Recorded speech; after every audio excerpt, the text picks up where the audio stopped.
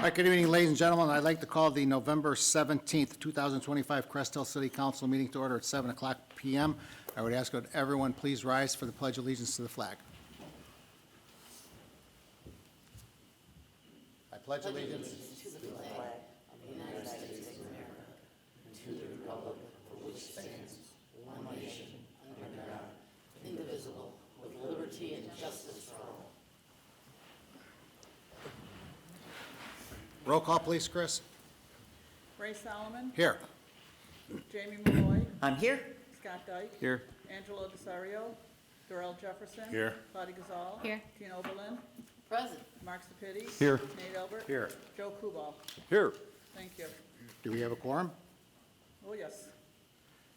Okay, I did receive a text this morning from Alderman Angelo Desario. He's been under the weather for the past 2 days, but he asked if he'd be able to join us remotely.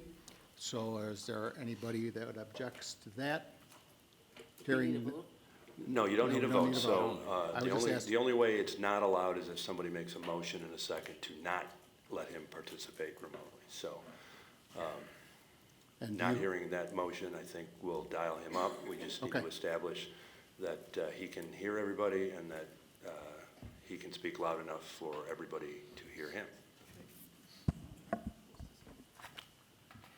Who's doing it, you or me?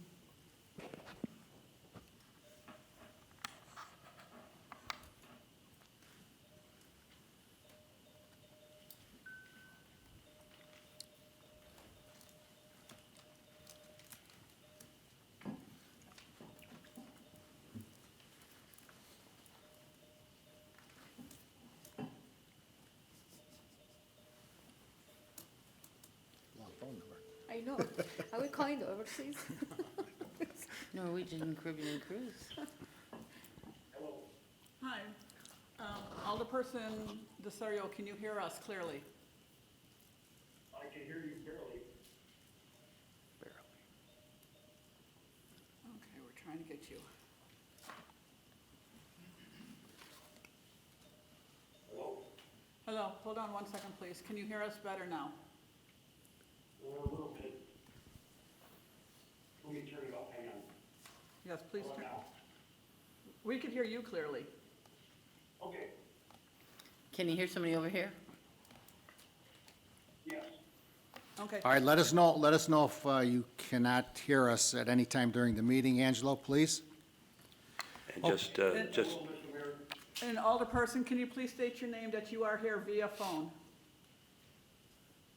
Angelo Desario. Thank you. very good. And then the minutes will reflect that he was present electronically. That's what our policy requires, so. Okay, moving on to agenda item number 4. We did not receive any correspondence from any citizens, any special requests, or need for a public hearing this evening. So we will move on to agenda item number 5, public comment for agenda items only. If anyone would like to speak in regards to any one of the 14 consent agenda items that we have before us this evening, please step to the podium, state your name for the record, and your address is optional. Let the record show that no one has approached the podium. With that being said, we'll move on to agenda items, consent agenda items number 6. There are 14 of them which were all discussed, most of them were discussed last Monday evening at our work session. So I would ask for council's patience and cooperation. Let me get through all 14 of these. But first, let me ask, is there any one of the sitting councilmen or women who would like to request to have one of the 14 agenda items removed from the agenda for further discussion? Hearing none, I'll begin the reading of each one individually. First one is consent agenda A, approval of the minutes from the work session meeting held on October 27th, 2025. Agenda item 6B, approve the minutes from the regular city council meeting held on November 3rd, 2025. Agenda item 6C, approve the minutes from the special work session meeting held on November 4th, 2025. Agenda item number 6D, approval of pay request number 34 from Vissering Construction Incorporated with direction to send it to the IEPA for approval and disbursement for a total amount of $771,414.25. Agenda item 6E, approval to purchase a 2026 hybrid Ford Utility Interceptor for the Police Department in the amount of $49,043. Agenda item 6F, approve a resolution approving a template right-of-way use agreement for fiber optic network. Agenda item 6G, approve an ordinance amending Title 13, Water and Sewer, to add Chapter 13.19, Cross Connections and Backflow Protection, Sections 13.19.010-13.19-170, the Crest Hill City Code. Agenda item 6H, approval of a change order with USG Water for Well 4 in the amount of $6,780.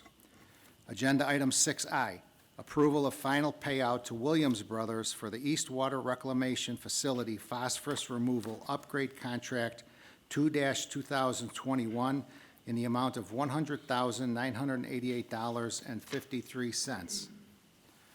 Agenda item 6J, approval of the Tier 1 SCADA project upgrades for wells 1, 4, 7, 8, 9, 12, 10, and 11, awarded to MJ Electric, not to exceed an amount of $45,000.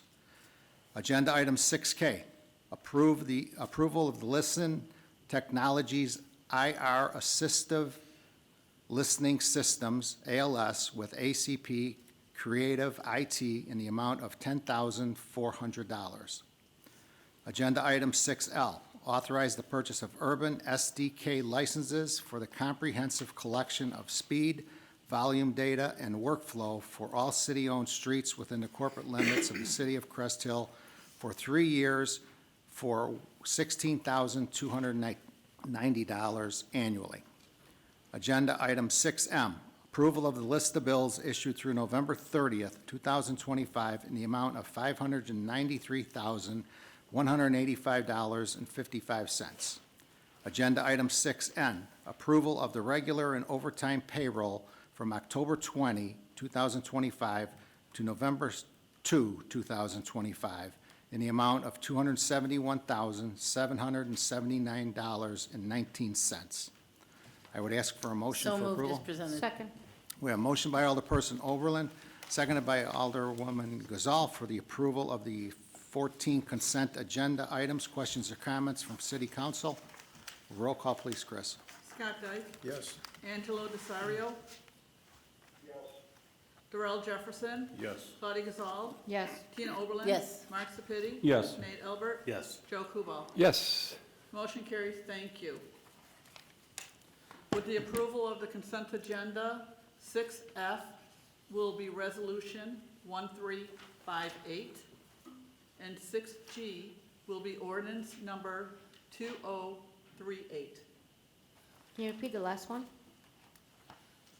6G is 2038. Thank you. You're welcome. Okay, thank you. Moving on to agenda item number 7, reports and communications from department heads and elected officials. The first one on the agenda is our city attorney, Mike Stiff. Good evening, Mike. Good evening, Mayor and Council. I do not have any agenda items, but feel free to ask any questions if you have. Any questions of city attorney? I do. Can you clarify a little bit about the petition referendum situation? Sure. I think we talked about the safest and most cautious way is to have either a citizens group or any friends, neighbors, those people collect petitions. I believe that you, as a city council person, can also get signatures on the petition so long as we discussed, you do not take a position one way or the other. The explanation should be the city is going to possibly put this to the voters by a referendum. The referendum is for the voters to decide.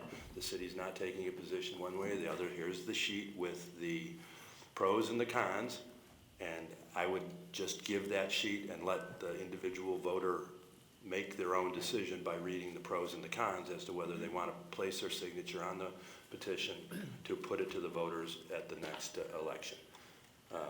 You should not be using any city dollars for this, so I think the copies should be made by, like at a FedEx Kinko's. You know, you should be paying for those on your own, or your friends or neighbors, anybody that's interested can do that. But the idea is to not have the city financing this beyond what we've already done, which was to research the issue and tell you folks how this can be put to the voters next election.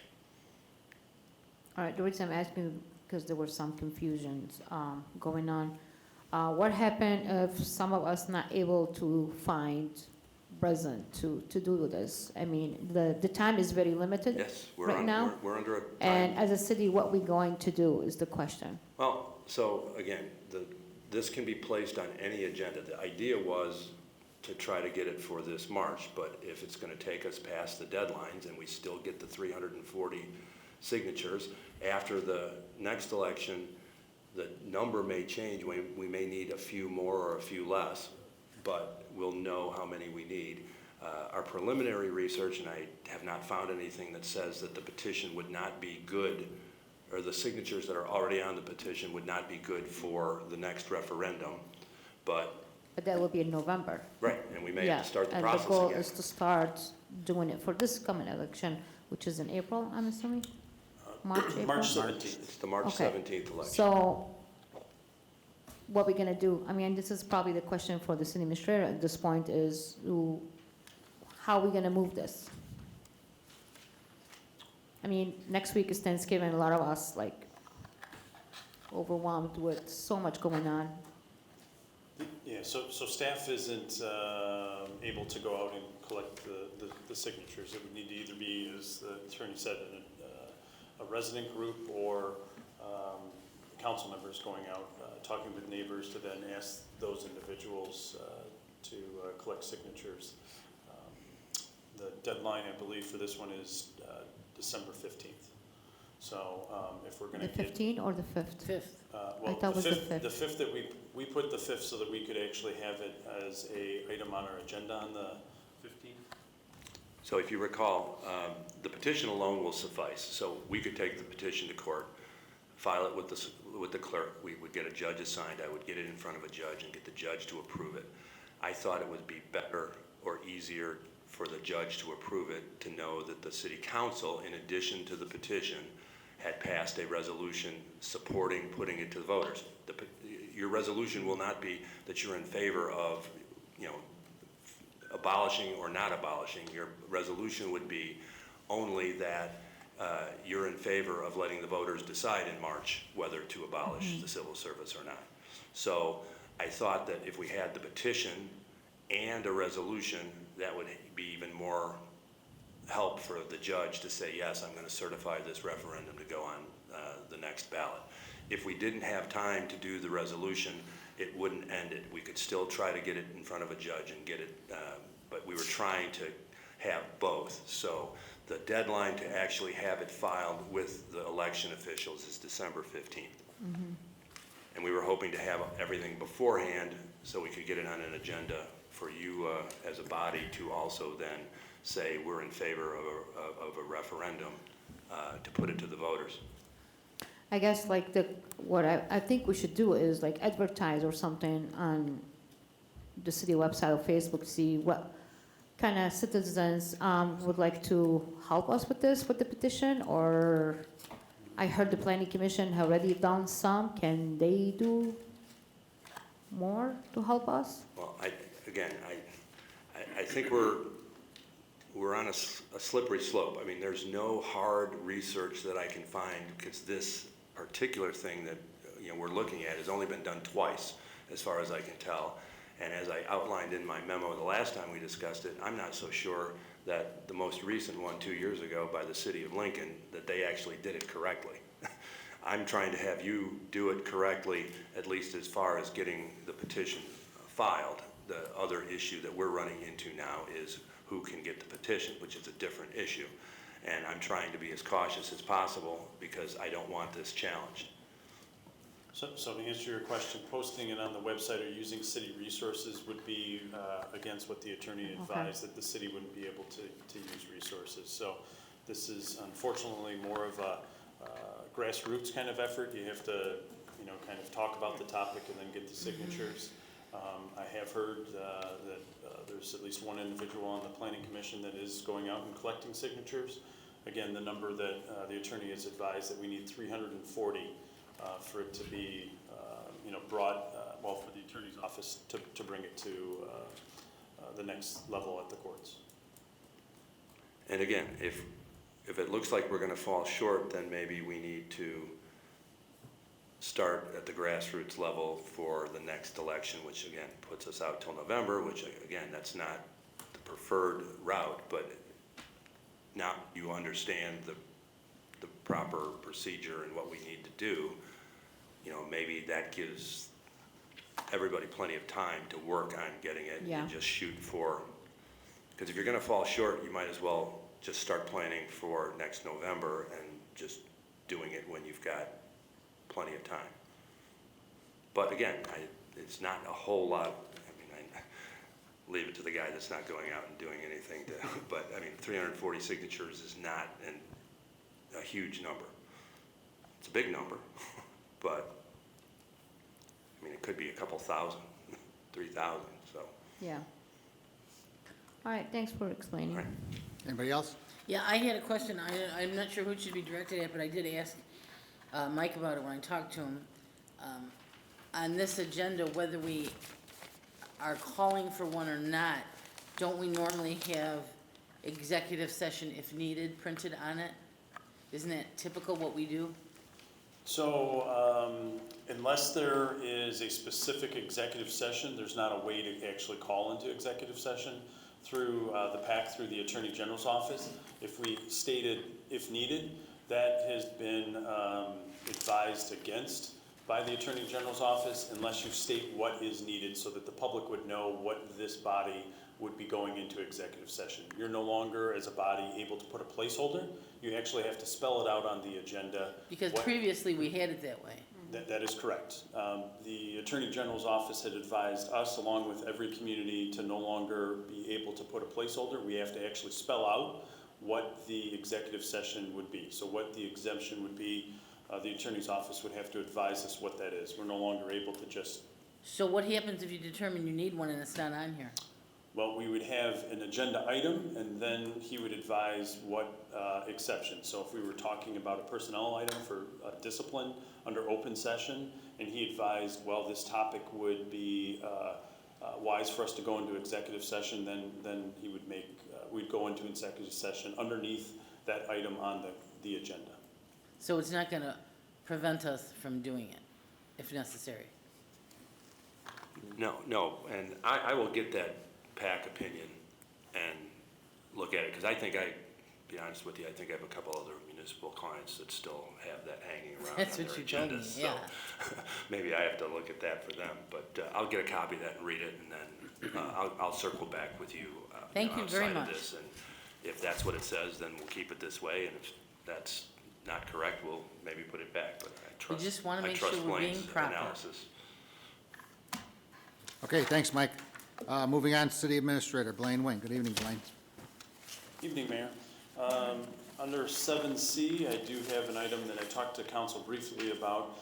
We have several departments that utilize 2 of our printers. Our current lease is up, and as we're going through that process, we learned that one of the copiers that the clerk's office, along with finance and a few others, utilized that was purchased, also is having some difficulties. So I asked, although we missed it for the work session as we had joint individuals from various departments working on this memo, if I could bring it to tonight's council meeting.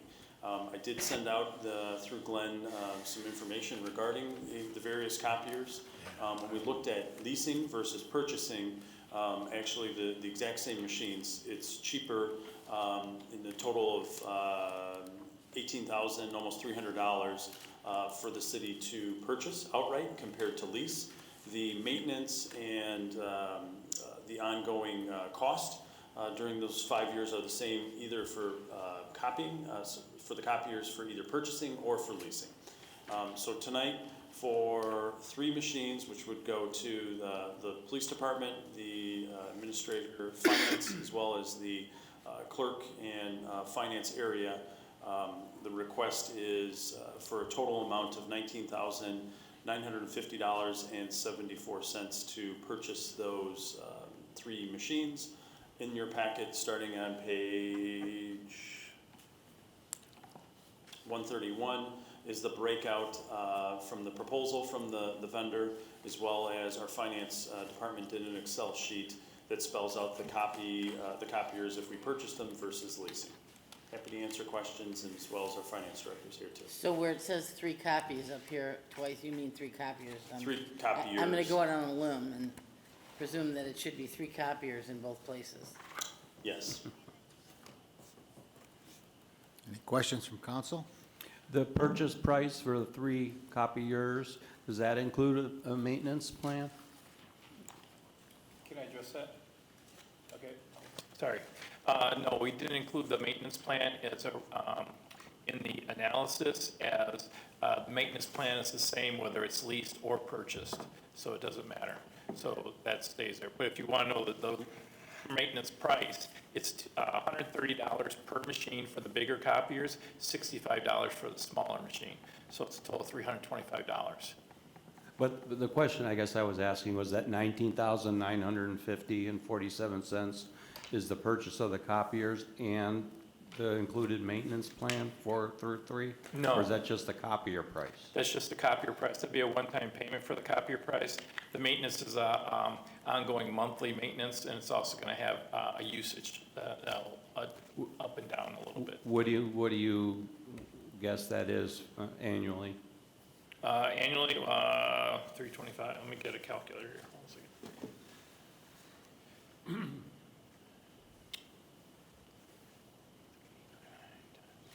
As he's doing that math, it's going to be about, $4,000. it's about $70 per month cheaper for us to go on this new government plan than our current maintenance and usage.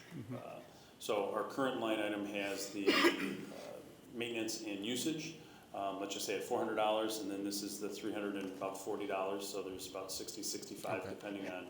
So it's already a cost savings versus what we're currently doing. Okay, thank you. Did you hear? I said $4,000. Yeah. Okay, just under that.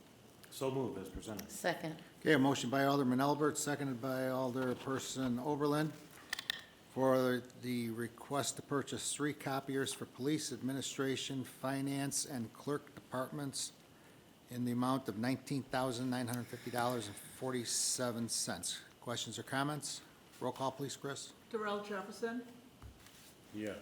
Claudia Gazal, Yes. Tina Oberlin, Yes. Mark Sepiti, Yes. Nate Albert, Yes. Joe Kubal, Yes. Scott Dyke, Yes. Angelo Desario. yes, Motion carries. Thank you. Mayor, I just had one other item.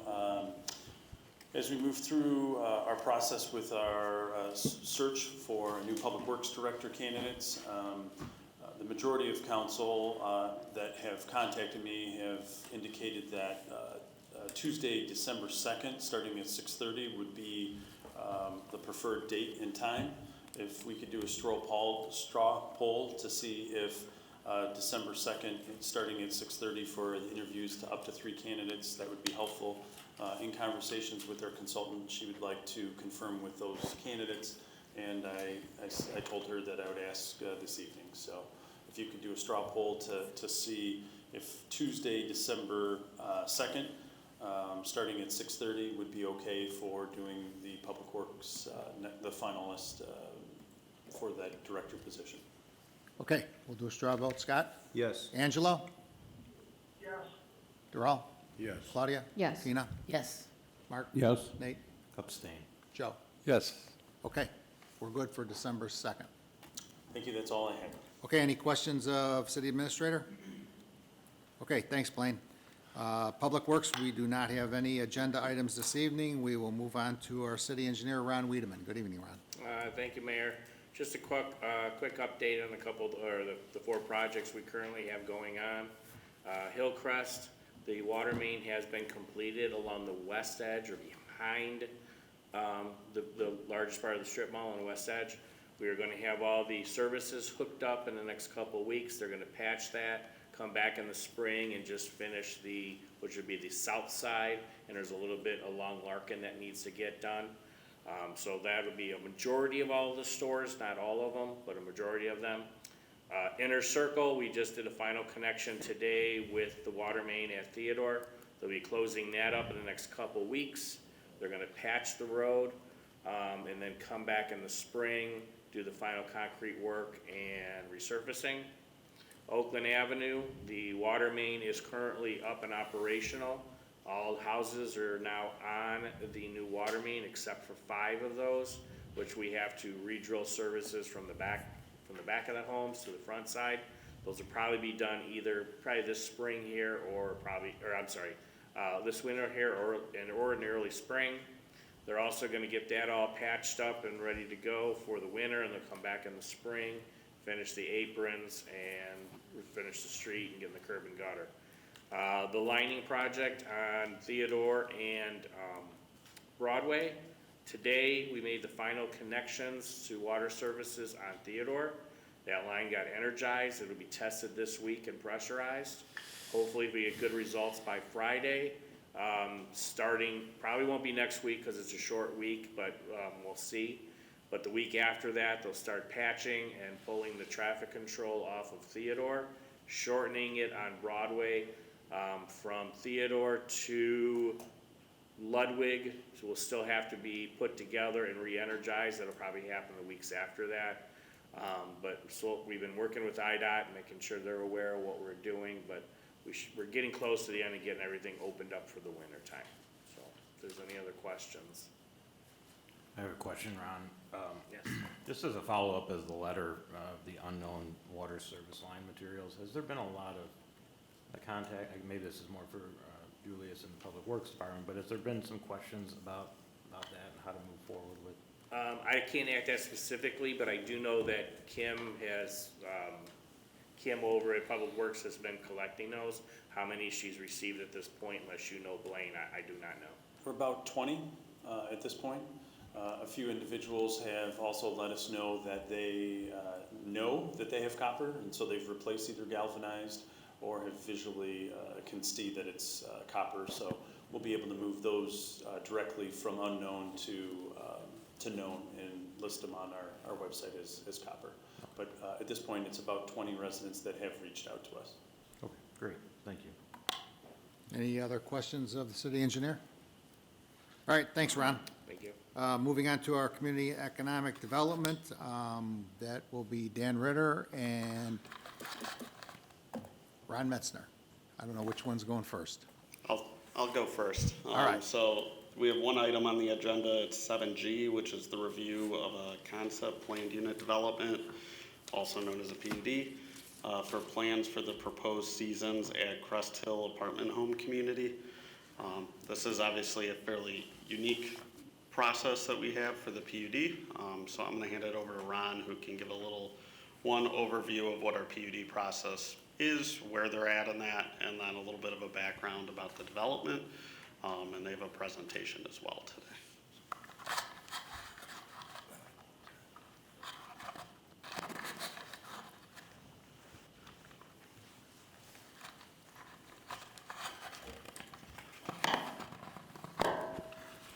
Good evening. Been a little bit. Nice to see everybody. I'm glad to be here tonight, and happy to have the opportunity to present what could be one of the most significant private development projects that's happened in the city of Crest Hill in a long time. I'm here because, number one, I've been involved in the communications with the developer since they began talking with the city about this project earlier this year, and I do have a pretty thorough understanding of the city's development entitlement process, and specifically the planned unit development process. I'm going to provide a brief overview of the project to start. We We have very capable developers here that are going to present the details of it. But in general, it's a project that's very similar to the Bluffs apartment project that was built maybe 8 or 10 years ago, maybe less, on the east side of Weber Road, behind or east of the new Mercedes dealership. That project was built originally by this same developer as the Seasons of Romeoville project, and subsequently was rebranded as the Bluffs project. But the project that's being presented to you, that will be presented to you tonight, is very similar in the type of apartment community that's envisioned for about 16 acres of long vacant property in the city of Crest Hill, located south and east of the Weber Road, Renwick Road intersection, maybe about 3/4 mile south of the Bluffs project. This property in Crest Hill is Zone B3, has been on again, off again on the market. Different development proposals have looked at that property, but nothing, I think, really compelling to the city from a commercial perspective was really made it too far forward in the city's review and approval process.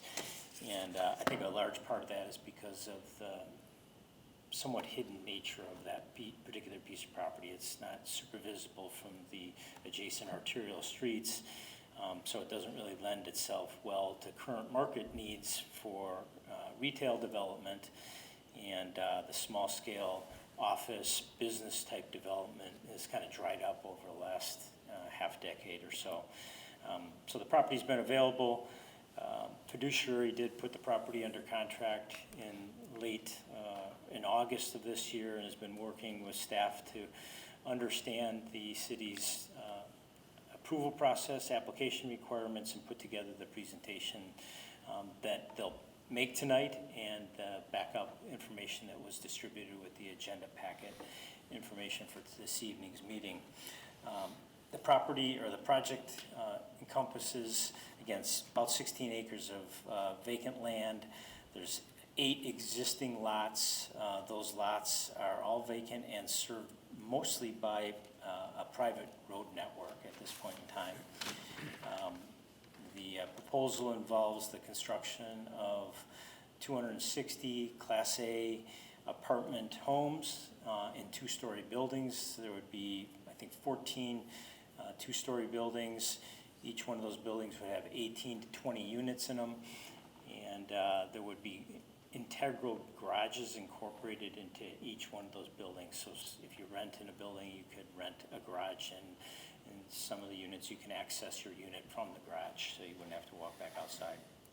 There's also a 5,400 square foot highly amenitized clubhouse facility proposed in the facility, and an adjacent pool complex, some detached garages that will be scattered throughout the property for potential rental from the residents in the future project.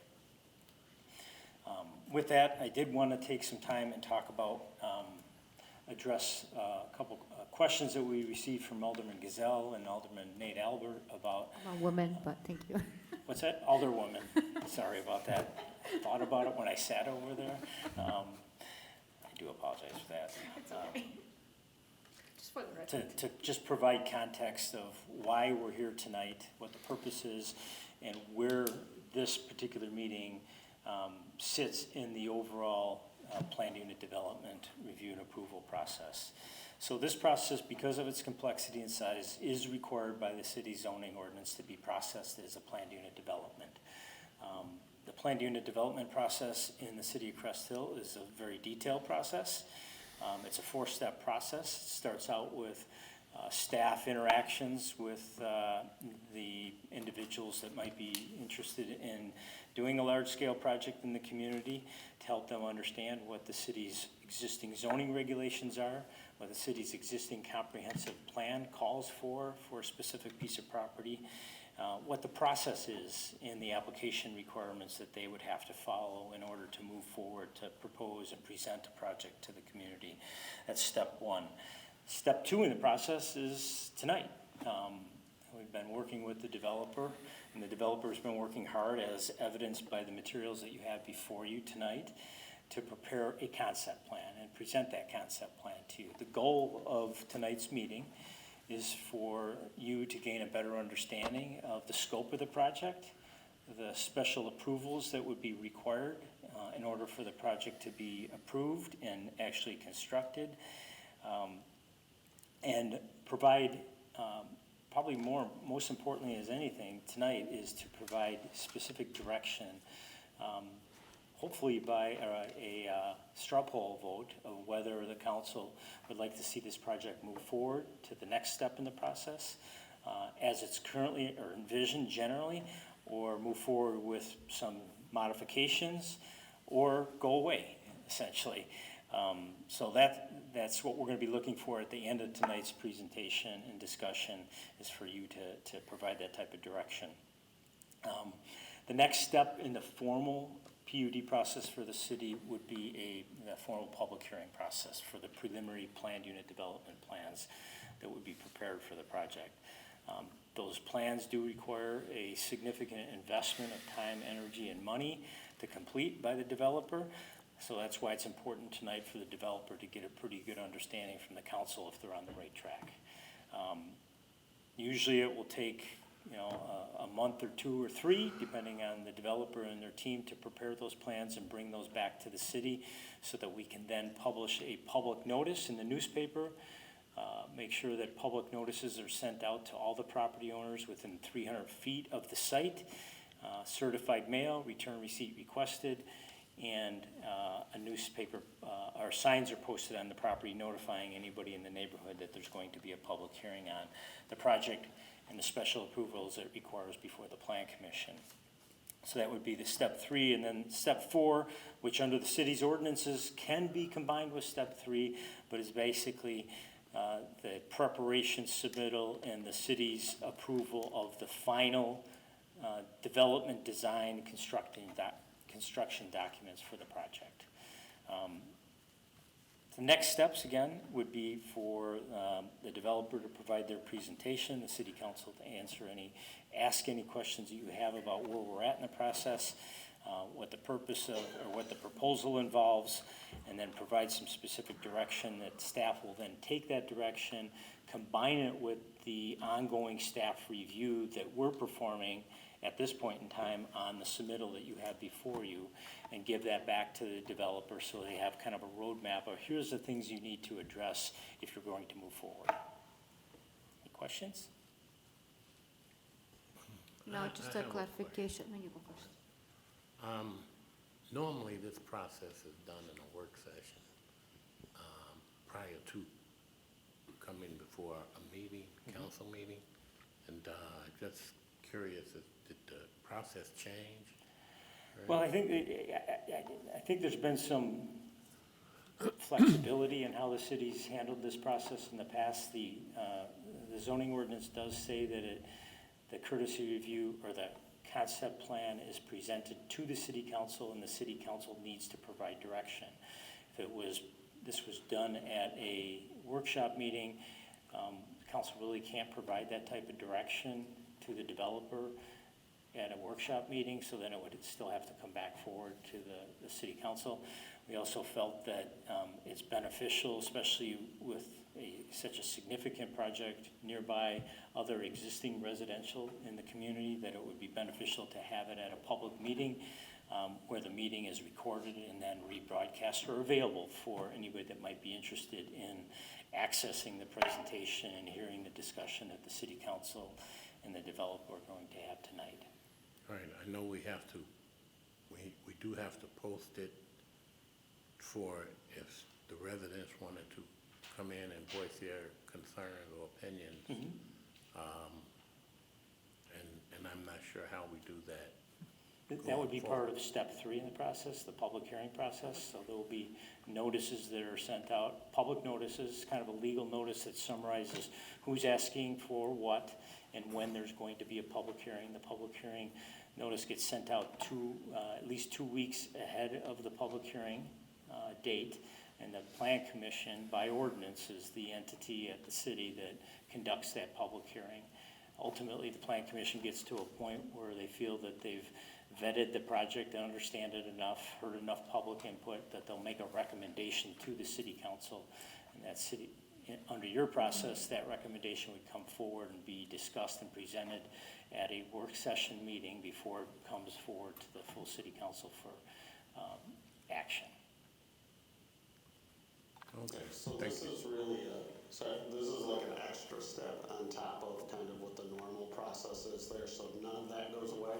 There's still public outreach, there's still a public hearing, there's still that whole process yet to come. This is really kind of an extra step that even in mine and Ron's professional careers haven't really run into that much, but it's basically an extra level of transparency here that allows it to be a little more public, but also gives the developer, if somebody's coming in here and asking for something that really just isn't wanted, it kind of saves everybody some time and money along the way to kind of just feel out the council. Are we going in the right direction? So it's really an additional step that's dropped into a PUD process, not anything we're taking away from a normal kind of public hearing process.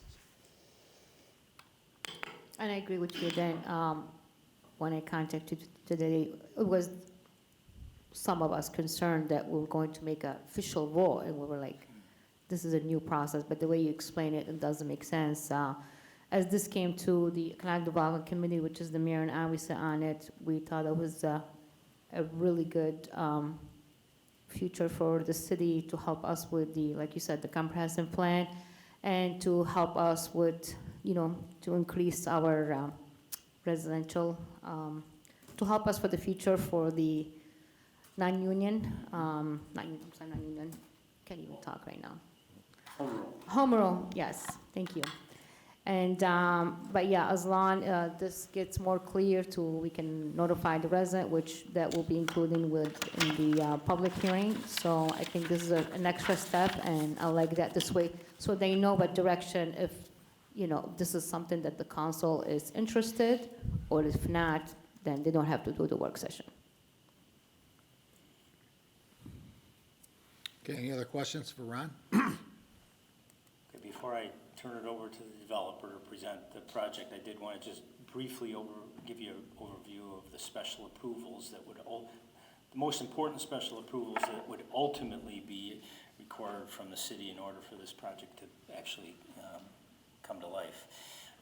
First off, the property that, as I mentioned, zoned B3, it would need to be rezoned to R3 in order to accommodate this type of project. The city's ordinance does require that this kind of a project would need a special use permit for the preliminary and final PUD plans for the project.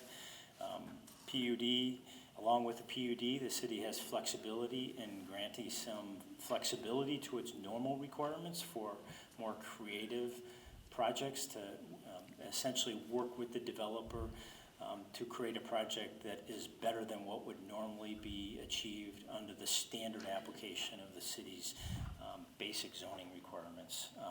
Some of the special waivers and adjustments that the developer, this project would require, they would need an increase in the overall allowed density for the property, up to roughly 16 and a half units per acre, which from my professional experience in dealing with these types of projects and watching these get built around the suburban area, that's pretty consistent with the type of density you see with these type of Class A luxury apartment complexes where they actually create a sense of community and they have a lot of amenities.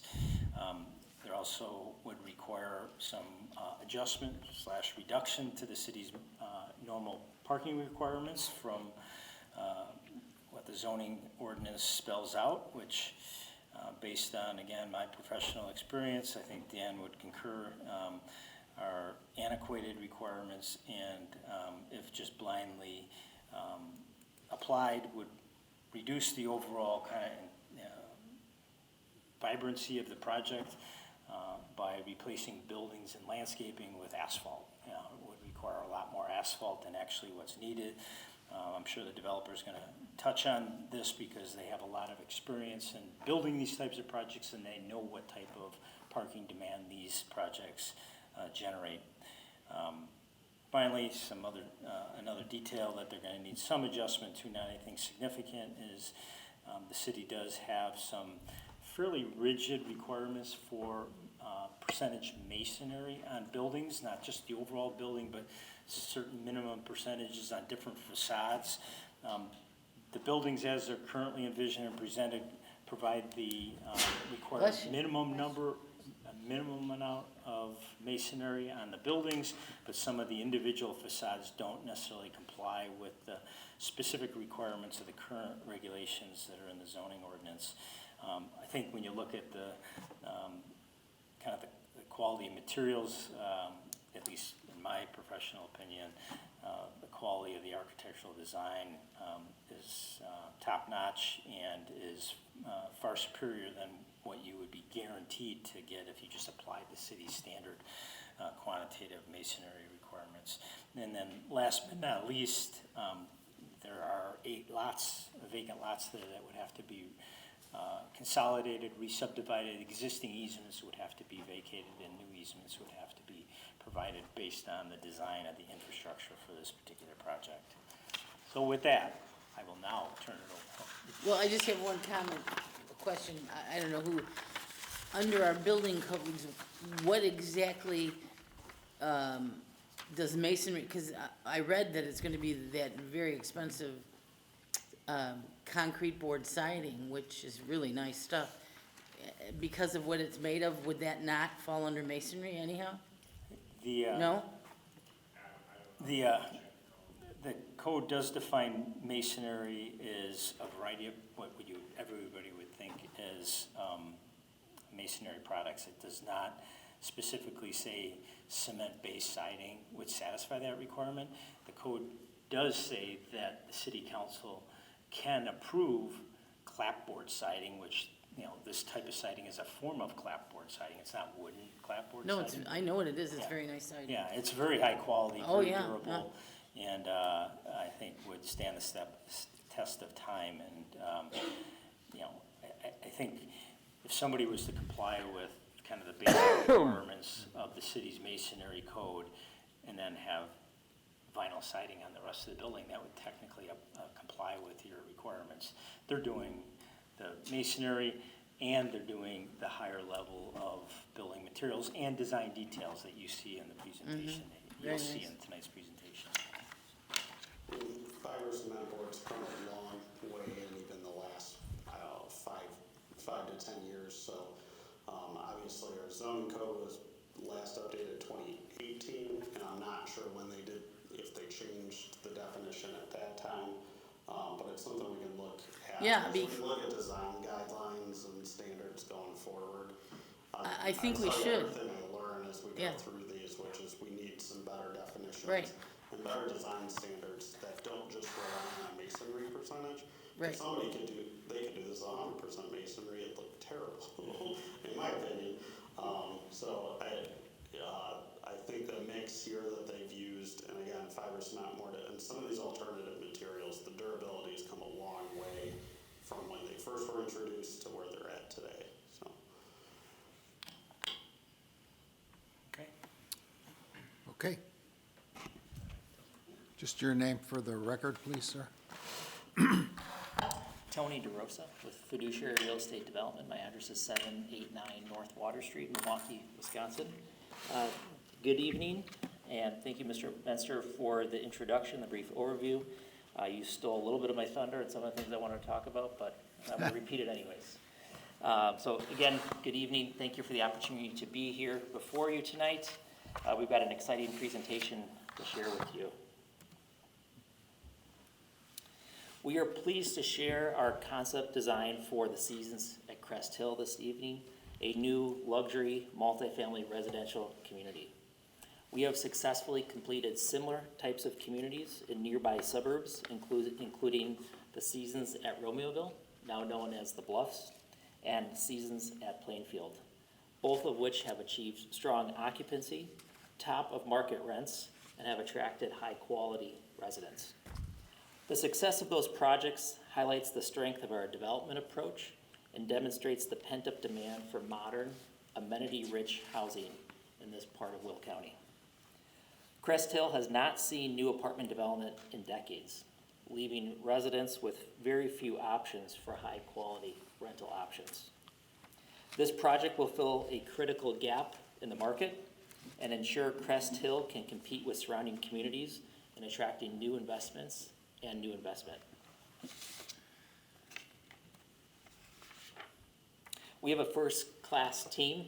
My role as Chief Development Officer of Fiduciary Real Estate Development, I'm responsible for leading the company's growing development team, including all aspects of our firm's development activities. I also have with me this evening David Farrell, who's the Director of Development with Fiduciary, and Ashley Heidorn, our Development Coordinator, here with me tonight. Our architectural partner is AG Architecture, and our engineering partner is Manhard Consulting, who is here this evening as well.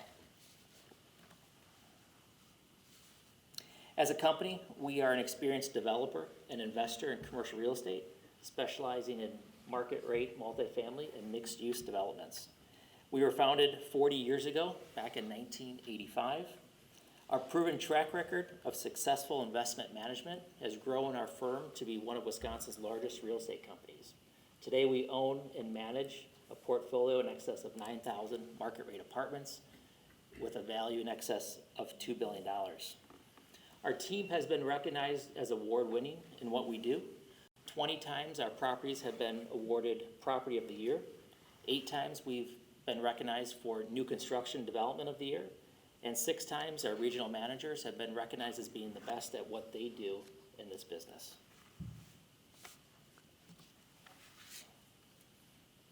Over the past 7 years, we've been one of the most active market rate multifamily developers in the western suburbs. We developed just shy of 2,000 units of market rate housing over that time in communities from West Dundee to Hoffman Estates, North Aurora, Plainfield, and Romeoville.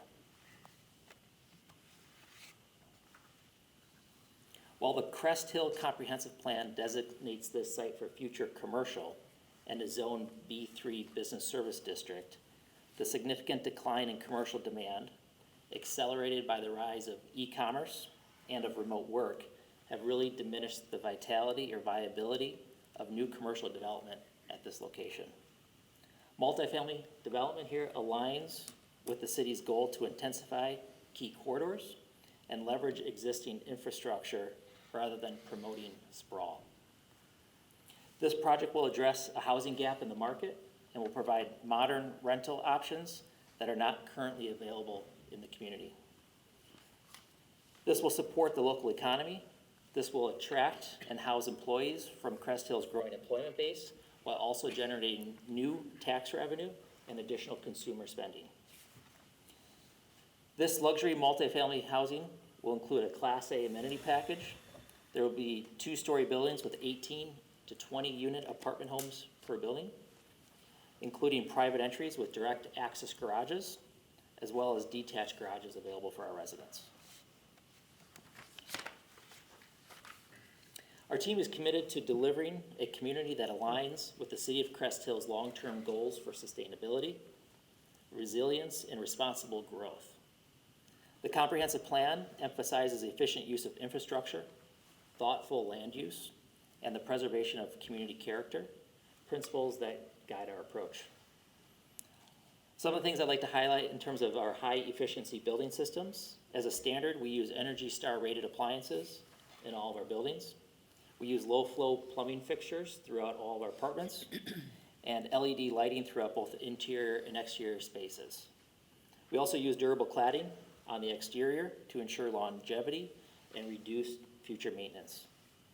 In terms of sustainable site design, we use native landscaping to minimize irrigation demand.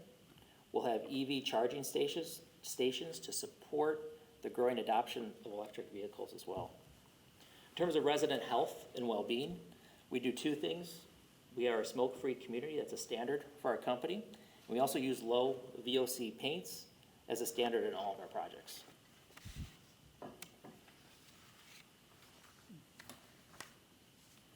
Crest Hill is truly an underserved market for housing like this. There is a significant lack of direct entry townhome and stacked flat style rentals in this market. The majority of Crest Hills apartments date back to the 1970s and 80s, with no modern Class A properties available. There is undoubtedly strong market demand here, and without new modern multifamily supply, prospective residents will likely seek options in surrounding suburbs where newer options are available. A balanced multifamily market is considered around 94% occupancy. When you look at the broader surrounding market areas, occupancy rates range between 96 to 98%, reflecting very tight conditions or very significant supply constraints. This proposed development will elevate Crest Hill's rental offerings with top-tier design, finishes, and amenities, helping retain demand and strengthen the local rental market. New multifamily housing in Crest Hill is essential to sustaining commercial enterprise because it expands the local customer base and drives demand for retail along the corridor. As you can see on the map at the top right of this screen, over the past 10 to 20 years, multifamily housing has been built almost everywhere but right here in Crest Hill.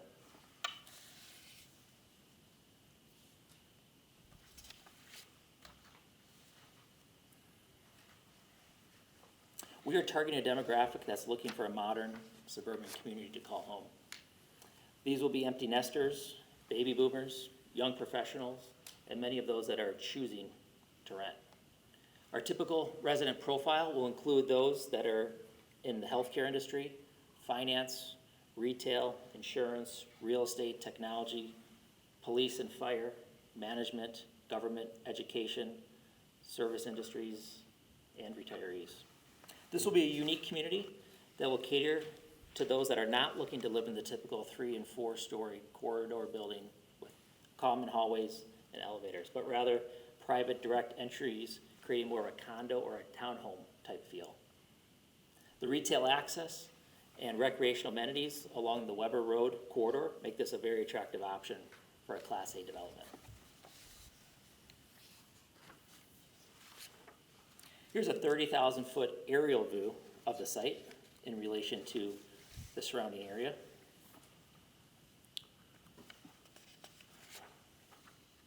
As we take a closer look at the site plan, a few things to note. The plan delivers 260 market rate multifamily units across a mix of buildings with 18 and 20 unit buildings, or 20 units per each. 2-story walk-up buildings, providing a moderate density that aligns well with the suburban character, while still supporting what the demand is here. The unit mix is balanced at 120 of the total units will be 1-bedrooms, 120 will also be 2-bedrooms, and we have a small percentage of 3-bedrooms, 20 in total, offering a range of housing options for young professionals, families, and those looking to downsize. The central roundabout or traffic circle in the middle organizes internal circulation. It improves traffic flow, navigation, and emergency access. The buildings are purposely laid out in walkable clusters, maximizing pedestrian connectivity between homes, parking, and our amenity package. The street network with Ryan Drive and Executive Drive provides multiple entry and exit points. Our centrally located clubhouse and pool create a strong community focal point and are easily accessible from all buildings throughout the site plan. We have generous landscaping and internal green space that really soften the site and create an attractive outdoor environment. Our parking fields are broken up by landscaping to improve our aesthetics. This plan transitions well with adjacent uses, with retail to the north and the west, housing to the south, and open and the utility easement space to our east.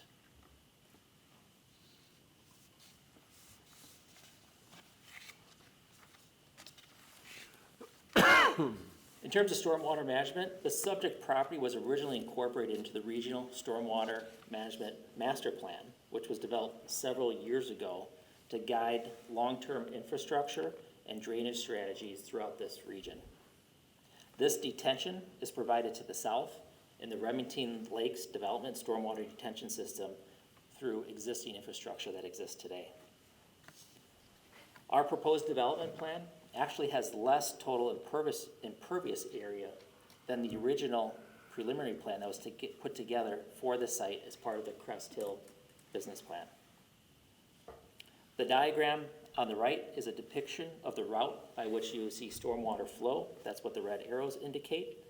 The stormwater will flow from the collection of our on-site collection system within our development through the red arrows and underground pipes and into the existing Remington Lake stormwater management system and ponds at the bottom of the screen. In terms of how the private roads, as well as the small public road to our south, are maintained, our property in all of these lots are governed by the Crest Hill Business Center Maintenance Agreement, as well as the Equimex plat that was recorded against the yellow lots. The Crest Hill Business Center and each of those lot owners shown on this map are responsible for their pro rata share of the cost for maintaining the roadway areas shaded in red. The yellow lots are governed by the recorded Equimex plat of subdivision, and the yellow lot owners are responsible in turn for their pro rata share of the roadway area shaded in yellow. The roadway area shaded in blue at the very bottom of the picture is dedicated public right-of-way that is maintained by the city of Crest Hill. Here are a few of some of the images that were also included in our submittal. Here's an image of the front door of our clubhouse. Back of our clubhouse, we have an outdoor pool, patio, grilling stations, a lot of gathering area spaces. In terms of the architectural design itself, when I talk about it, the design utilizes high-quality fiber cement siding that Mr. Menser had touched on earlier. The product specifically is known as James Hardy. It's a cementitious type product. A significant upgrade to vinyl. Fiber cement is nationally recognized for its durability, its fire resistance, its low maintenance, and it outperforms vinyl in longevity as well as aesthetic appeal. While vinyl is a less expensive product, as typically a long-term holder, we prefer a material that's going to hold up for the long term. We've used brick strategically on the most visible portions of the development, providing a premium look and reinforcing a sense of permanence. We've also included standing seam metal roofs at our entrances, and the project not only meets but exceeds the intent of the zoning code by delivering a visually compelling, durable, and high-value community asset. The buildings feature multiple gables and roof pitches that break up massing and create a visually dynamic streetscape. We've included decorative brackets and architectural details to elevate the design. Our vertical fiber cement panels with battens at 16 inches on center provide texture and shadow to create more depth across the facade. We have contrasting color palettes with Arctic white and iron gray colors, along with our fiber cement trim colors to create a sophisticated, modern feel. In terms of some of the in-demand single-family features that our development includes, we have direct access garages available. We have patios and balconies for all of our apartment homes. We have private entrances and primary suites with walk-in closets. Inside the apartments themselves, some of our finishes include designer cabinetry, large windows, open concept floor plans, in-unit full-size washers and dryers, designer plank flooring throughout the kitchens and living rooms and bathrooms, and quartz countertops are standard.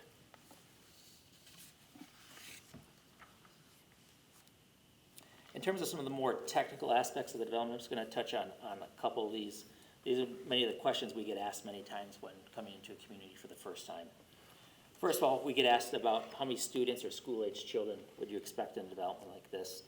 For a project of this size, we'd expect to see a range between 10 to 14 school-age residents for every 100 units within the development. We base that on our portfolio. We have 2,000 units that are almost identical type of product, and we've studied that to calculate what we typically see in terms of school-age children. Some of these expected school-age residents may already be within the district, further minimizing that impact. Typically, most of our school-age kids reside in 3-bedroom apartments. We have scaled back the number of 3-bedroom units in this development compared to what we typically include.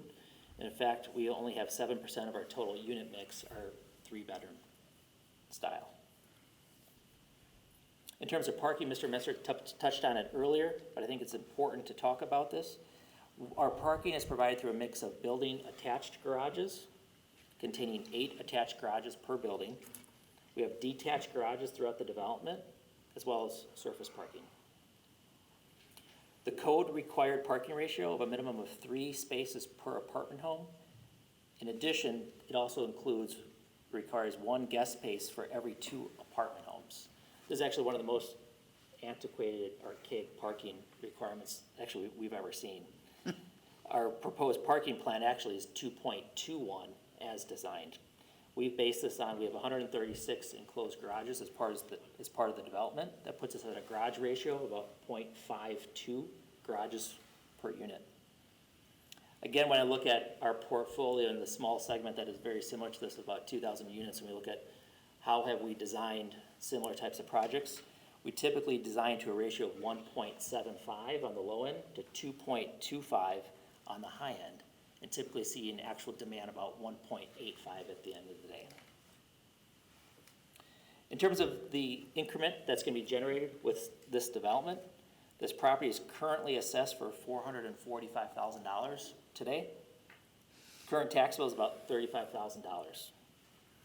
Fully built out, we're expecting a significant increment in the taxes with a stabilized tax bill just shy of $900,000 per year. We get asked a lot about the economic benefits to a development like this. On an anecdotal level, we're estimating roughly about $24 million of economic benefit over a 10-year period.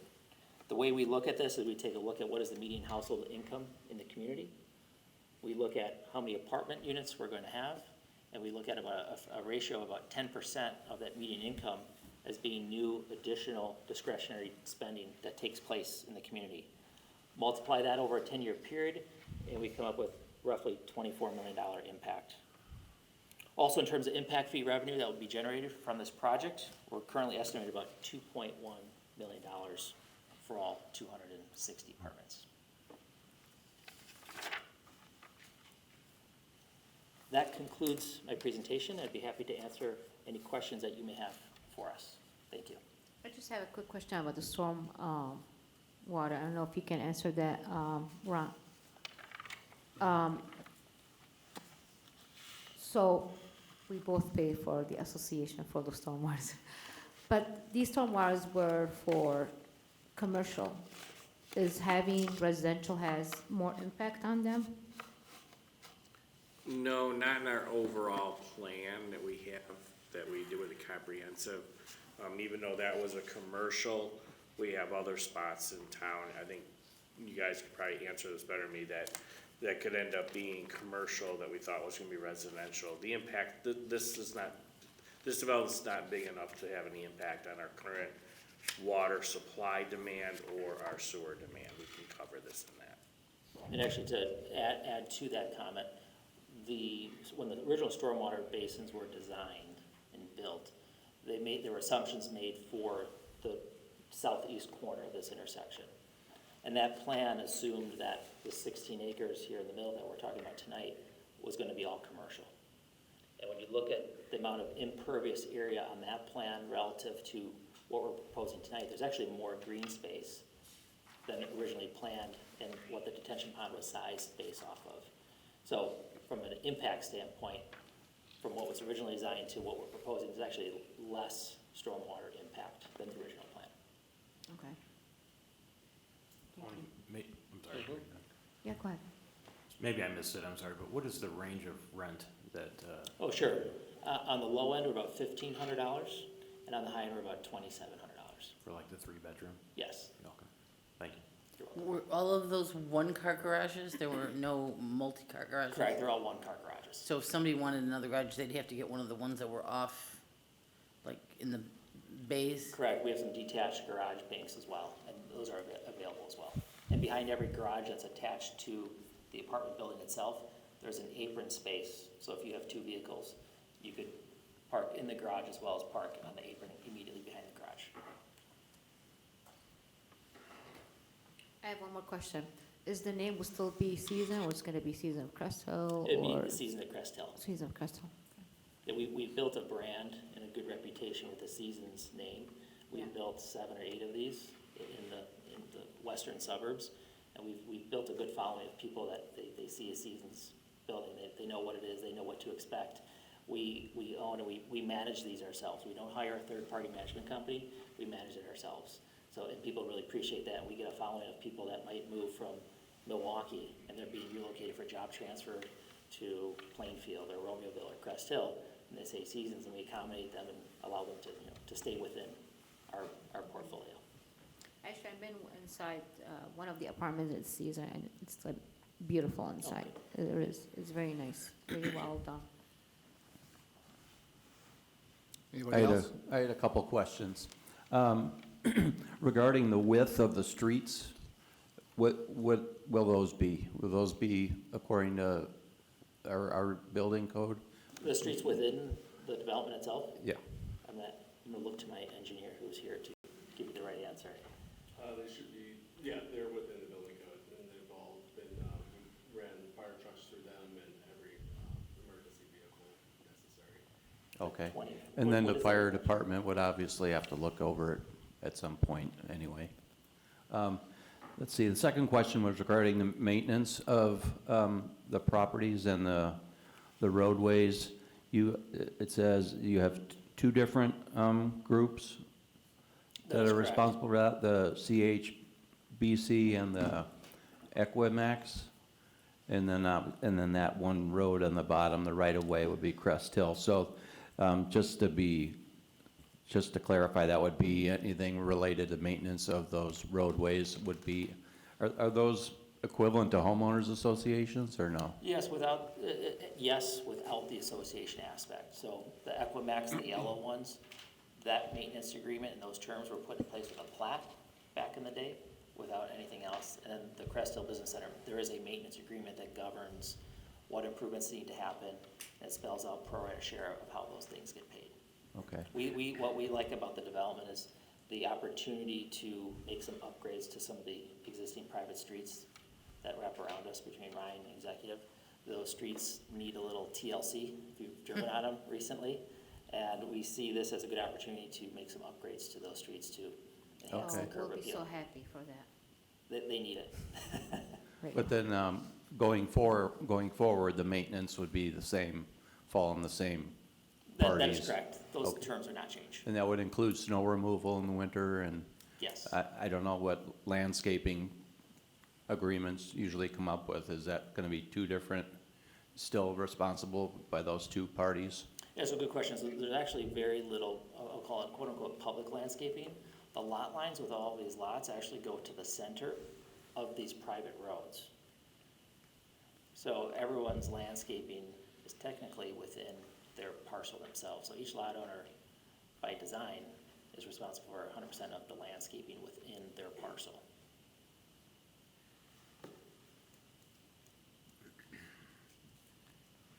Thank you. Dan, I have a question for you. All these details of the whole construction, the streets and everything will be at the work session that we will have in, correct?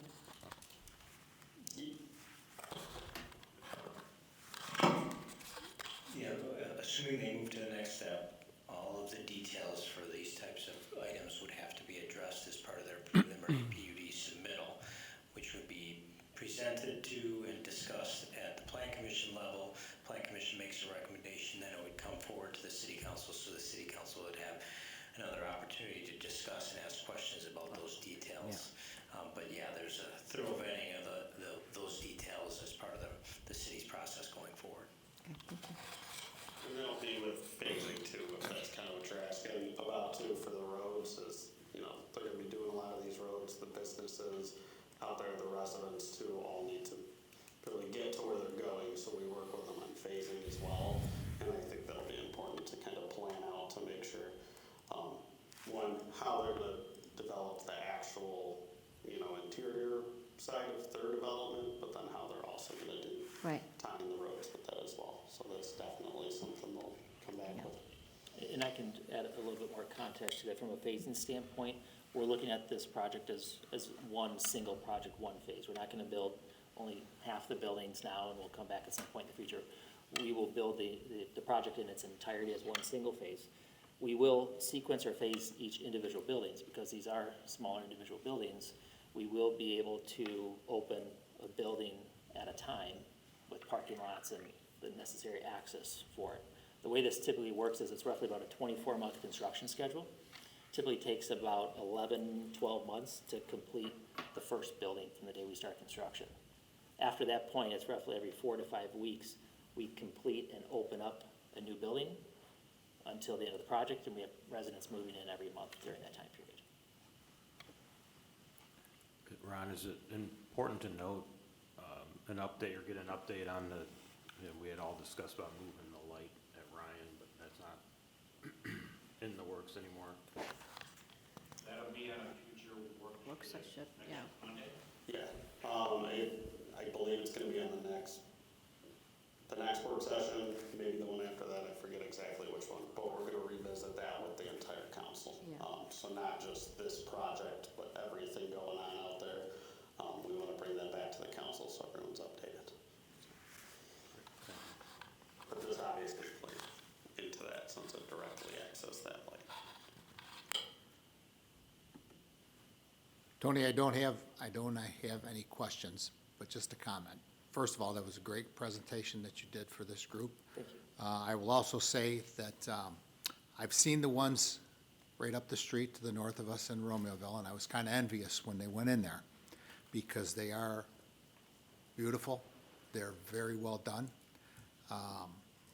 This is something that the city of Crest Hill, in my opinion, needs, some upscale apartments, because you were right on with a lot of your past history. The apartments that we have here were mostly from the 70s and the 80s. And they were very nice in the beginning, but they are showing their age now, and they need a lot of TLC. But a lot of that has a lot to do with the cyclical being of apartment buildings, but these with what you're charging for rent, I know they're very popular today. They're attracting a lot of the younger generations, the millennials and everything else. And it's good to see that there won't be much of an impact on our school district, which would be Richland's school district. And, based on your projections, you're only looking about 30 to 40 students extra for the entire school, which we certainly need to have some conversations with that school district just to make them aware of everything that's going on, but they should be able to absorb that, I would hope. But I think this development in the city of Crest Hill at that location will be a tremendous benefit and a tremendous asset. And based on your past procedures with everything else that you've built, it's been first class. And so I'm expecting that this would be a first class development also if we get to that point. But I think this is to be something that would be very good for the city of Crest Hill. Thank you very much for your comments, Mayor. If I can just talk about a couple of those things. When we first came to Romeoville, the property we looked at was about 20 acres in size, and it was all zoned commercial. And we had a very similar discussion. We had a concept review, and we said the demand for 20 acres of commercial is not what it used to be. But on that project, we said, let's preserve the frontage. Let's keep the frontage for retail and commercial. Let us bring housing to the back. Let the housing and the rooftops drive the retail, because the Weber Road corridor is great. The jobs here up to 55 and down this corridor are top-notch in the region. And that's exactly what happened there. We had great success with the housing. We attracted actually a lot of people from outside of the region. We study all of our demographics. Where are people moving from? Where do they work? And we're seeing over 50% of our resident profile in the western suburbs, Plainfield, Romeoville, they're actually moving from outside of the region. So we're bringing new people, new spending, new dollars to the region, and people are looking for this type of housing. The catalytic aspect of that project, I think we're gonna get the same benefit here, was the commercial. It really unlocked the commercial potential. So you look around the subject property of 16 acres, the commercial leaves something to be desired. And part of it is gonna be driven by the addition of the rooftops. And people, the 300 people that are gonna be living behind it, And then the Mercedes-Benz dealership was landed in front of that project, which blew us away. So we think this can be catalytic. We're excited. If you like that project, Mayor, we think our design is better today than it was 5 years ago. I think you'll be even more impressed. Good. I can tell you there's the two new restaurants out there are both really excited for this. So when I mentioned, they were looking forward to it, we have the Feathered Fork coming in and then Soprano's Pizza. They both vocalized they were excited to hear that there was any development happening back there, but that there would be new rooftops, new customers that can walk right there, and those will become the regular spots hopefully. So, and there's even more commercial mixed in there, but I think from an economic development perspective, obviously you hit it right on the head. All of those lots are struggling a little bit. We have a vacant bank out there that's a beautiful building, but has struggled as well. And I think when you, with this now being public, being able to be shown, I think it's going to help both me and the broker of those sites market them a little bit better, because we have hundreds of customers right at their doorstep now. And there's 68 acres left right across the street, a little bit to the south of where you're at. So, yeah, everybody wants more restaurants. That could be a nice place for several new restaurants right there. Absolutely. So, okay, any other questions from council? Anybody else from the group like to make any comments? No? Okay, so we'll take. If I could ask one question. Sure. I'm sorry, I don't know. Go ahead. We do this a lot, so I understand the concept review aspect of this. And, so we're here tonight to get the feedback, right? And if there's any concerns with any aspects of the project, as Mr. Menster touched on, after tonight with a favorable response, our next step is to go spend a lot of money, a lot of resources on full engineering, architecture to get back to that next step. So we want to make sure we're going in the right direction, we're on the right path. This is a project that you all like, that you want to see, which I appreciate the comments we received, but just want to make sure we didn't miss anything, or if there's anything else that needed to be addressed from our perspective. Anybody? No, just to cover what we said earlier, as a resident there behind that, I'd rather have that type of homes than having commercial and dealing with the garbage and the problems and the noise. And I think this will be a good thing for us, the resident in the area, plus the city of Crest Hill in general.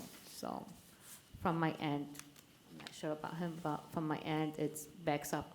I can show you where my house is, backs up in that same line. It goes directly, so it is a good thing for us. Thank you. Maybe my son can move, from the city to the apartment. I'm hoping he wants. Our first resident, thank you. Well, basically, I'm just, I would just like to make sure I get the input of the residents that, if they would be closer to it, because right now it's a lot of businesses that's around it. But the residents, and we got the retention pond, and you got the residents, and if you go a little bit south of there, you got my house. So I'm definitely looking at, the impact that it will bring to the community. I'm hoping it's a very positive reception by those of us that live, that's gonna be impacted the most by it, but I'm just looking forward to get to that point. I think it's a real good project. I like what I see, but, I have to represent the people who may have some concerns as well. I appreciate your comments, thank you. Angelo, you have any comments? I have no comments, Mr. Mayor. Scott? I think it's great. I have been hoping for something like this for a long time. I know when the one in Romeoville was being built, I'm like, boy, too bad that wasn't in our community, and, well, here it is. So glad to see you here. I wish you would have built here first, so, but. I think you guys are comment at the Will County CED, you and Tina were both like, hey, because housing is part of just kind of overall in Will County. We look at jobs, we look at manufacturing, the types of jobs and businesses we want to bring here, but you don't always look at, the connection to housing, and that's such a, especially now, I think almost more than ever, where home values have increased a lot. I remember talking to both of you about that when the housing aspect of the Will County CED presentation dove into this. I was like, oh, there's something coming, so hopefully this is just one part of it, but it's looking at something new out there that's gonna help our overall ecosystem and bring a different housing type we don't have. Tina? Well, I love it. It's very farmhouse chic. It's very nice. The design is very, very nice. I love the materials you're using, and I'm very eager to see what you bring. Thank you. Mark? I have nothing more to add. Thank you, though, for your presentation. Nate? Yeah, I too am very excited about it. I feel like this can really help drive a lot of the commercial that's right surrounding it. It's also real nice that the residential that's already built there, planned for business to be to the north, so there's a natural buffer that they kind of put in there as well. So it just seems like a real good piece of property that, or good use for the property that'll fit in there. And just to comment on the Will County Center of Economic Development, you know, one of the presentations I went to, it's not only is it a need for these rental properties, you know, in Crest Hill, but the entire county. It's the one aspect that was really, really, you know, less than. We have plenty of single-family homes, we have plenty of the industrial and a good number of commercial, but yeah, the high-end multifamily. So I'm excited for it. Thank you. Joe? When I saw the bluffs being built and getting finished up in Romeoville over the years, all of us drive up and down Weber all the time. I said, wow, why can't we get something like that in Crest Hill? So here we go. We have an opportunity, and I think it could be something very nice for this community. I know it's already been mentioned, the restaurants and the small businesses in that area. My goodness, how excited would they be? So best of luck. I hope it all works out. Thank you. Okay. I think you got a favorable straw vote here, but I will defer to our city attorney. Do you want an official straw vote on this, Mike, or are the comments suffice?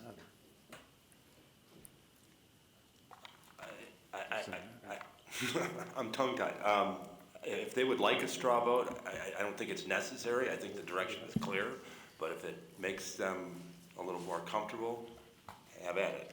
Would you like, Tony, would you like a formal straw vote? Sure. Okay. We will do a straw vote if you are in favor of the concept plan to move forward to the next step of the process.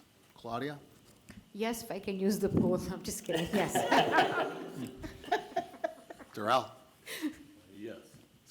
Angelo? Absolutely, yes. Scott? Yes. Joe? Yes. Nate? Yes. Mark? Yes. Tina? Yes. Mayor says yes also. Thank you, Mayor. So Thank you got the Council. green light. Let's go. Great. Looking forward to it. We're excited, and thank you Okay. for your feedback and your time tonight. Thank All you. right. Thank you. Thank you. Sorry about your Milwaukee Brewers. Can I still talk for a little bit? And the Packers? But I'm a White Sox fan, so we're just trying to get under 100 losses. All right. You certainly don't have to stay. You're more than welcome to stay, but you won't hurt our feelings if you want to go to your hotel or wherever you're going to be. So, all right. Thank you very much. Okay, moving on to our police department, our police chief, Ed Clark. Ed? I do not have any agenda items this evening to present. However, just want to let everybody know we just completed our in-service training for the year. It's a mandated requirement.